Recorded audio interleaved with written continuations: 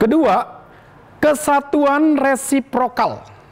Ya, mungkin di antara kita ada yang baru pertama kali ya mendengar kata ini, resiprokal. Ya, kesatuan resiprokal adalah kesatuan yang saling punya satu respon, yang punya satu nilai kerja yang menghasilkan sesuatu yang tepat berdasarkan sesuatu yang sudah dikaryakan. Jadi bukan sesuatu yang bersifat pada waktu Tuhan bersatu sama kita seolah-olah pasif terus. Tidak. Kita dituntut dalam kebebasan rohani kita punya nilai tanggung jawab. Dan di balik nilai tanggung jawab itu ada tujuan, ada hasil. Jadi ada satu achievement, tapi ada goal, ada hasil. Jadi ada nilai produktivitas.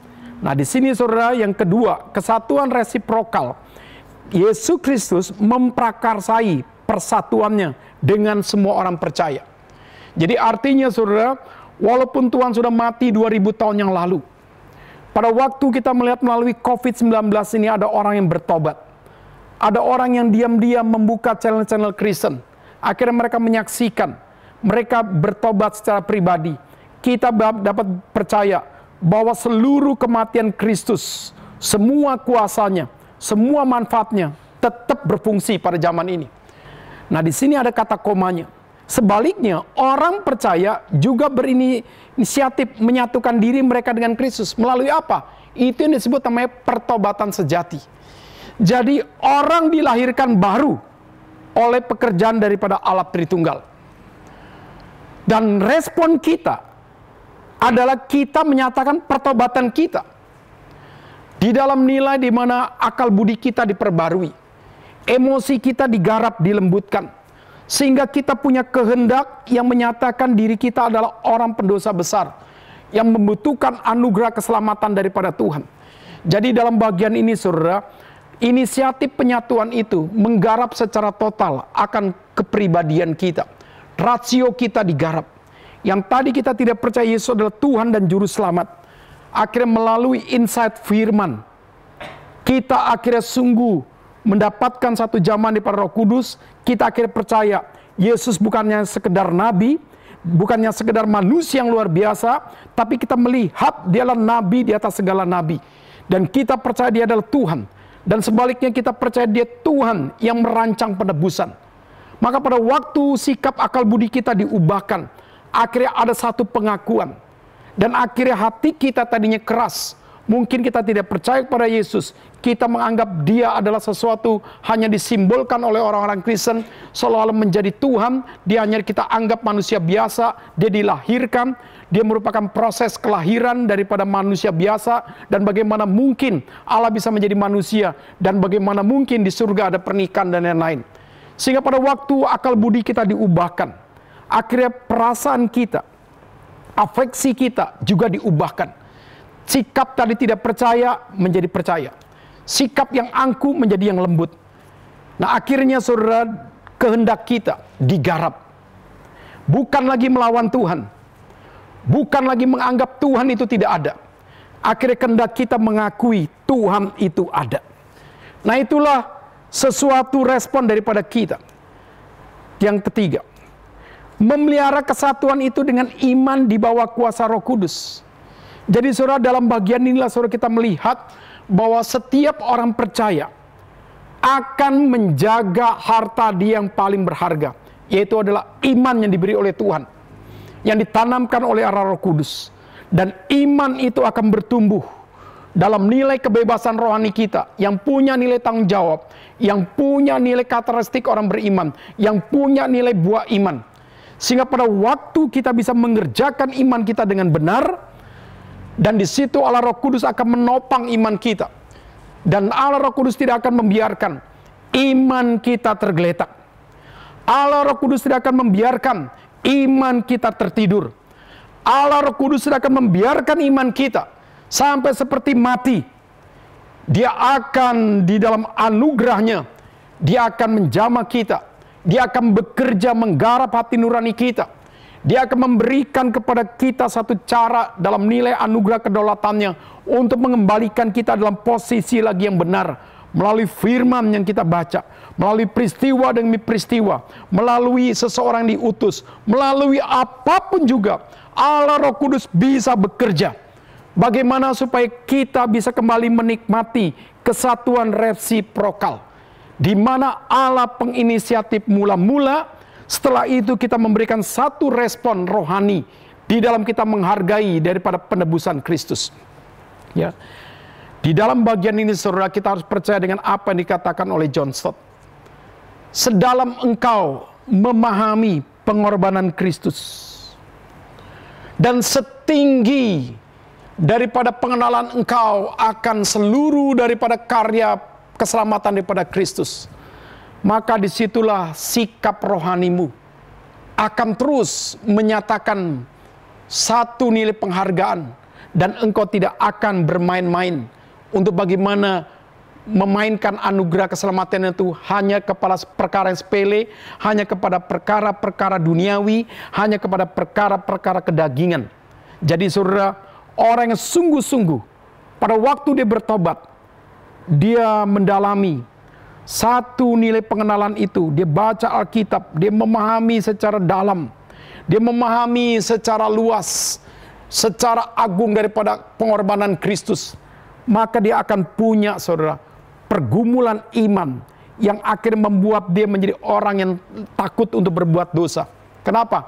Karena dia menghargai karya keselamatan daripada Tuhan yang diberikan kepada dia. Nah, jadi saudara, dalam bagian inilah kita melihat kesatuan resiprokal adalah kesatuan yang indah. Karena di dalamnya saudara, Yesus pun nanti berbicara, di sini kita lihat kita seperti ada pokok anggur, kita seperti rantingnya yang ditempelkan. Nah, saya mengajak kita untuk melihat bagian ini, karena ini mungkin baru pertama kita kenal kata resiprokal, dan di dalam KBBI sudah ditulis itu menjadi bahasa Indonesia juga. Jadi kita lihat Yohanes 14 ayat 23. Yohanes 14 ayat 23, kita baca bagian ini 1, 2, 3 iya.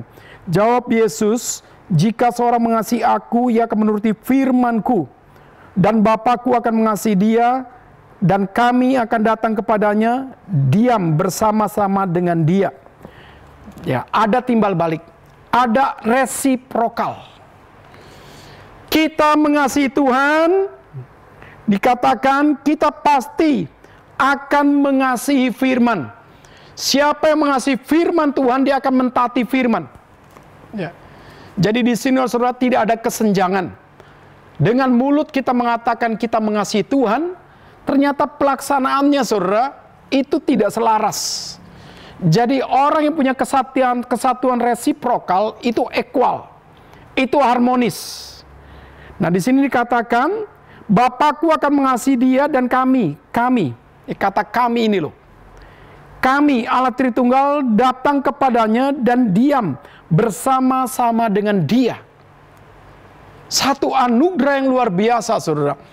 Dikatakan kalau kita sungguh mengasihi akan Allah, kita mengasihi firman-Nya, kita mentaati firman, kita menghidupi firman, kita melakukan firman, dikatakan Allah Tritunggal itu tinggal di dalam kita.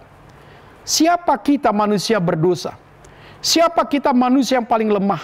Siapa kita yang dahulu adalah seteru Tuhan, sekarang Allah Tritunggal mau tinggal dalam kita yang fana ini. Itu hanya sesuatu yang bersifat anugerah. Karena itulah saudara, ada resiprokal. Ya. Yohanes 15, pokok anggur. Tinggallah di dalam aku dan aku di dalam kamu. Sama seperti ranting tidak dapat berbuah daripada dirinya sendiri kalau ia tidak tinggal pada pokok anggur. Demikian juga kamu tidak berbuah jikalau kamu tidak tinggal di dalam aku. Akulah pokok anggur dan kamu ranting-rantingnya. Barang siapa tinggal dalam aku tinggal dalam dia, ia berbuah banyak. Sebab di luar aku, kamu tidak dapat berbuat apa-apa. Di luar aku, kamu tidak dapat berbuat apa-apa. Nah, kata yang perlu kita garis bawahi, tinggallah dalam aku. Nah, jadi saudara, kita diminta tinggal di dalam Kristus. Ini adalah sesuatu sifat keaktifan. Ini menggambarkan kita punya inisiatif untuk hidup di bawah otoritas Tuhan. Ini punya satu inisiatif untuk kita hidup di dalam seluruh nilai perintah Tuhan. Ini menggarisbawahi untuk kita punya inisiatif, untuk kita mau sungguh-sungguh ada di dalam jalur Tuhan, jalan Tuhan, saudara. Jadi dalam bagiannya, saudara, tinggallah di dalam aku, tinggallah dalam kesucianku, tinggallah dalam kebenaranku, tinggallah dalam nilai terangku, tinggallah dalam nilai kekekalanku, tinggallah dalam nilai damai sejahteraku. Jadi saudara, dalam bagian ini saudara, kadang-kadang kita orang Kristen itu dilatih dan diajarkan untuk memiliki satu loncatan iman. Artinya saudara, kita tahu di depan kita ini ada pergumulan, ada masalah, kita tidak lari, kadang-kadang kita harus hadapi. Waktu kita hadapi saudara, cara pandang kita, kadang-kadang kita diajarkan bukan melihat daripada sisi depan kita. Kita harus melihat dari cara pandang Tuhan, melihat masalah pergumulan itu. Kita dibilang melompati bukan berarti kita secara via melompati masalah itu kita lari. Bukan. Tapi kita menghadapi dalam terang firman supaya kita mendapatkan terang. Cara membaca yang tepat berdasarkan daripada kacamata Tuhan. Melihat pergumulan dan masalah itu. Sama dengan COVID-19 ini. Banyak kita hanya melihatnya ini adalah satu virus. Tetapi kalau kita melihat lagi saudara, ini satu virus yang mengindikasikan ada sesuatu yang dikerjakan oleh manusia dalam motivasi, dalam niat yang bermacam-macam. Tapi kalau di balik ini ada pemprogram yang bersifat global. Maka dalam bagian itu saudara kita lihat ketika Tuhan izinkan ini dalam kedaulatannya, maka kita harus belajar juga apa yang Tuhan mau. Jikalau Tuhan izinkan, Tuhan biarkan, tetapi dalam waktu-waktu tertentu kita lihat ada orang seolah-olah diserahkan kepada pergumulan yang akhirnya seolah-olah menghancurkan daripada hidupnya, menghancurkan ekonominya, menghancurkan keluarganya, menghancurkan nilai pekerjaannya. Dan pertanyaan kita, pada waktu Tuhan membiarkan, menyerahkan kepada kehancuran, apakah itu program Tuhan untuk kita? Jawabannya bukan. Nah di sini kita harus bisa mengerti, saudara. Ketika Allah punya nilai kedaulatan, mengizinkan adanya COVID. Tapi untuk kita, dalam kedaulatannya kita mendapatkan pimpinan Tuhan. Kita mendapatkan pemeliharaan Tuhan secara iman. Untuk bagaimana membaca, menghadapi, dan menyikapi situasi yang sulit dalam aspek nilai pandemi COVID ini dengan iman kita tetap mencahayakan Tuhan. Dengan kita tetap bagaimana kita tidak boleh terhisap dengan kekhawatiran, ketakutan yang akhirnya membuat kita tidak produktif di hadapan Tuhan. Jadi kesatuan resiprokal akan selalu pekerjaan Allah Roh Kudus.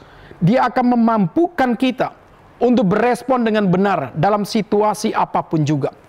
Jadi kalau ada orang melalui COVID, akhirnya tanda kutip mempertanyakan Tuhan. Melalui COVID, dia akhirnya meragukan tentang Tuhan sebagai the providence yang sungguh sejati. Melalui COVID, sampai dia tidak produktif rohaninya lagi. Tidak saat teduh, tidak bergaul sama Tuhan. Akhirnya memanjakan diri. Dan dia menjadi orang yang pasif. Nah di situ maka saudara, itu bukan program Tuhan. Jadi di sini kita harus percaya bahwa kita adalah ranting. Dan Tuhan adalah pokok anggur. Energi yang akhirnya disalurkan kepada kita ranting, itu ada daripada Tuhan, daripada firman. Dan firman yang berakar dalam kehidupan kita. Firman yang mengalir, bertumbuh, akhirnya mengalir dalam kehidupan kita. Disitulah kita akan menghasilkan generatif dan vegetatif. Vegetatif dalam dunia biologi, artinya ranting kita akan menjadi kuat. Kambiun kita akan kuat. Tetapi kita harus punya nilai generatif, yaitu punya nilai buah rohani, saudara. Jadi dalam bagian ini, resiprokal itu menunjukkan kepada kita bagaimana ada sesuatu tujuan yang dihasilkan, yaitu apa? Buah rohani. Jadi pada waktu kita berespon dalam situasi senang, situasi bahagia, situasi sulit, situasi apapun juga seperti COVID-19 ini, maka kita tidak boleh lupa. Kita harus punya buah rohani. Bukan buah ketakutan, bukan buah kekhawatiran, bukan buah kegagalan, bukan buah memanjakan diri. Kita harus berpikir ulang dalam satu aspek pembaruan, dalam merubah budaya hidup kita, budaya cara kita sehat dan apapun juga yang harus menghasilkan budaya buah rohani. Bagaimana kita memanfaatkan alat teknologi dan lain-lain yang tidak bisa menghambat kita harus berbuah rohani dalam situasi yang sulit ini. Nah, di sini saudara kita melihat itulah yang disebut resiprokal. Galatia 2 ayat 2. Aku pergi berdasarkan suatu penyataan, dan kepada mereka ku bentangkan Injil yang kuberitakan di antara bangsa-bangsa bukan Yahudi, dalam percakapan tersendiri kepada mereka yang terpandang, supaya jangan dengan percuma aku berusaha atau telah berusaha. Nah, di sini saudara kita melihat konteksnya bagaimana Paulus diakui nilai daripada kerasulannya. Dia bukan dipilih bersama 12 murid yang lain. Bagaimana di dalam Kisah 9 dicatat bagaimana Tuhan yang sendiri menangkap daripada Paulus. Tuhan sendiri yang mempertobatkan daripada Paulus. Tuhan sendiri yang memberikan penyataan kepada Paulus untuk dia menjadi orang yang spesial, menjadi hamba, menjadi alat di mata Tuhan. Nah, di dalam bagian ini saudara, resiprokal akhirnya mengubah respon sikap daripada Rasul Paulus. Yang dahulu dia begitu menjadi orang yang menganiaya jemaat Tuhan, membenci para pengikut Kristus, menikmati penderitaan daripada setiap pengikut Kristus. Maka secara pribadi pada waktu dia sudah bertemu dengan Kristus secara pribadi, dia mengalami pertobatan, dia punya satu nilai pengakuan tentang Tuhan yang benar dalam Yesus Kristus, maka dia berubah. Nah, perubahan ini saudara diakui oleh rasul-rasul yang lain bahwa dia adalah rasul yang dimana Tuhan secara pribadi menjamahkan hatinya, mempertobatkannya. Dan hasil yang dikerjakan Rasul Paulus adalah dia banyak mempertobatkan orang-orang bukan Yahudi. Jadi dalam bagian ini saudara ada hasil, ada buah. Jadi kesatuan resiprokal adalah kesatuan yang kadang-kadang melampaui daripada ras, melampaui daripada suku, melampaui daripada keterbatasan kita secara materi, keterbatasan kita secara fisik. Akhirnya dia bisa melengkapi kita, mendorong kita untuk kita bisa menghasilkan sesuatu nilai bukti bahwa Tuhan bersama dengan saya, bahwa Tuhan hidup dalam saya, Tuhan tinggal dalam saya. Maka pada waktu seperti Rasul Paulus bisa menjalankan misi, 3 misi itu dengan sempurna dan menghasilkan banyak pertobatan sejati di seluruh jemaat Asia Kecil. Semua itu adalah karena Roh Kudus bekerja. Karena dia tinggal dalam Tuhan, dia tinggal dalam firman, dia tinggal dalam kesucian, dia tinggal dalam kebenaran, dia tinggal dalam nilai terang, dia tinggal dalam nilai hal-hal yang dikerjakan bersifat kekal, dan dia mau tinggal selalu dalam nilai kehendak Tuhan. Maka pada waktu dia menundukkan diri bahwa kedaulatan Tuhan dan kehendak Tuhan, dan dia terus mementingkan pekerjaan Tuhan, maka resiprokal itu akhirnya bekerja dengan luar biasa. Dan akhirnya kita bisa melihat seluruh pengakuan daripada rasul-rasul yang lain, semuanya sah. Itu sungguh-sungguh terjadi. Sama seperti kita, mungkin kita pernah ditipu oleh seseorang, atau kita pernah melihat, mendengar cerita orang itu melakukan kejahatan. Tapi pada waktu kita katakan atau orang katakan, orang itu sekarang sudah bertobat. Nah, pertanyaan kita, bagaimana kita tahu dia sudah bertobat? Apakah pertobatan itu merupakan hanya pengakuan? Adakah buah yang dihasilkan, buah rohani yang sejati? Bukan buah yang palsu. Nah, di situ maka resiprokal adalah satu pekerjaan karya Roh Kudus dalam kehidupan kita yang bersifat pasti. Saya ulangi. Resiprokal adalah satu karya pekerjaan Roh Kudus dalam kehidupan kita yang bersifat pasti. Nah, pasti di sini saudara adalah bukan sesuatu yang gagal. Akhirnya buah yang kita hasilkan adalah buah yang kecut, bukan. Buah rohani yang kita hasilkan seperti anggur, anggur yang manis, anggur yang bisa dikelola dengan baik untuk menghasilkan yang nilai baik untuk hidup kita. Jadi ini yang disebut resiprokal. Efesus 3 ayat 17. Sehingga oleh imanmu Kristus diam di dalam hatimu, dan kamu berakar serta berdasar di dalam kasih. Ya, ini merupakan doa Paulus. Jadi aku berdoa supaya ia menurut kekayaan kemuliaannya menguatkan dan meneguhkan kamu oleh rohnya dalam batinmu. Ya, manusia batin kita. Kita punya nilai manusia batin, batinia. Sehingga oleh imanmu Kristus diam di dalam hatimu.